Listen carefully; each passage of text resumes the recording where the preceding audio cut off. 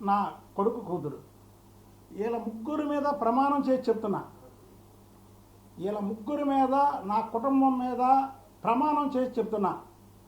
చంద్రబాబు నాయుడు గారు నాతో ఎప్పుడూ కూడా కేసినేని నాని మీద మాట్లాడమని ఎప్పుడూ చెప్పలేదు, చెప్పడు కూడా. ఇంకా ఒక విషయం, ఆ ప్రెస్ మీట్ పెట్టిన తర్వాత ఆయన ఫామ్ హౌస్లో నేను కలిసినప్పుడు మీరు చాలా తప్పు చేశారని నన్ను మందలించాడు చంద్రబాబు గారు. వీళ్ళ మీద ప్రమాణం చేసి చెబుతున్నా, ఇది నిజం. నీకు దమ్ముంటే